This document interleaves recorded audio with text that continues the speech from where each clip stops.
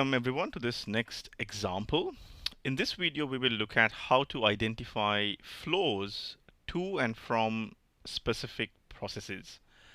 Now, typically when you look at a pod, all right, that pod could have one or more containers, okay? And you could have processes inside these containers initiating or receiving flows, okay? Now, if you look at a typical flow monitoring solution, if it's able to provide, let's say, visibility at a container level or other pod level, it's going to tell you that a particular pod was able to either initiate a particular flow or receive a particular flow. Okay, but you don't have visibility into the process that initiated or received the flow. Okay. Now, Calico uses eBPF probes to record this information, and every flow log generated is enriched with this metadata. Okay, so every flow log has the ID, the process ID, the name of the process, and the argument that was passed into it. Okay, now this becomes particularly handy when, for example, you're trying to identify, let's say, a workload that's initiating, let's for example say traffic to a service that you thought was either decommissioned or that it is not supposed to. You can pinpoint at the exact process that initiated or received a flow. Okay, so in the screenshot here we have an example, and in this example we are identifying log4j processes that either initiated or sent a flow. As you can see, this is a Java process, and these were the arguments passed into the process, right? So, for example, let's say when such a vulnerability is discovered, and let's say you wanna, for a particular environment, identify whether there was any sort of communication related to log4j, you could write a query in the dashboard to retrieve that information. All right, and it also, as you can see, comes in quite handy when you are doing kind of forensic analysis or investigating a potential security incident. All right. Okay, so let's go into the dashboard.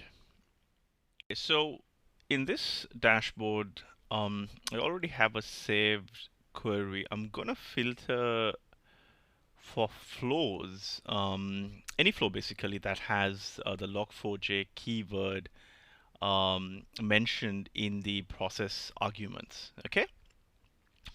Now, as I apply this filter, let's say for the past 15 minutes, it's gonna give me the flows that do so. So it appears that I had certain flows going into the Hipster Shop namespace as well as going to the Cube system namespace that had that keyword.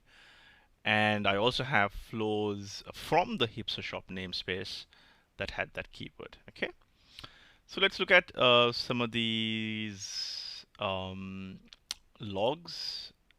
So if I'm interested in identifying, for example, let's say the log from the front-end workload to the @service workload here. Let me filter for flows to the @service workload. And as I do that and look at the detail log, I'm able to identify the process that initiated this flow, as well as the process ID and the process arguments. Okay. Let's look at another example. So if I'm to remove this filter now, as you look at the flows, keep an eye for who reported the flow. So in this case, in the log we looked at previously, it was in fact the destination that reported the flow. Okay. So as you look at the process, you're looking at the destination process that received the flow. Okay. And if I go further down, it appears that I have the @service workload also sending traffic to 443. I mean, if you go further down, you should see that over here as well, this particular flow. And let's have a look at that one. So if I'm interested in that flow, let me apply a filter to the ad service, originating from the ad service, and also a filter, going to a public destination.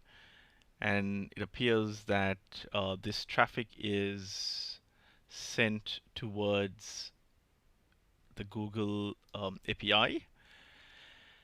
And if I expand on a flow log, I'm then able to identify the process that initiated this flow, as well as the arguments that were passed into this process. Okay.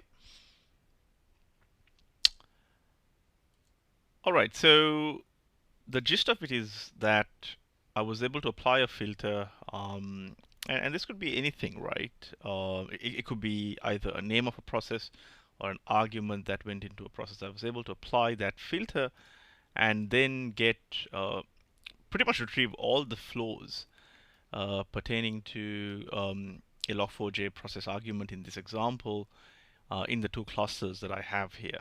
All right.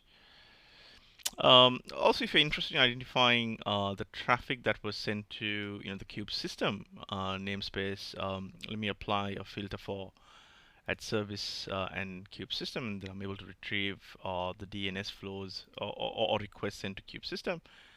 And this was the specific kind of process and process arguments that initiated that request as well. Okay. All right, so yeah, just a few examples looking at how you can identify flows either originating or going to a particular process using the flow log dashboard. All right, so that's it for this video. I will see you in the next one. Thanks for watching.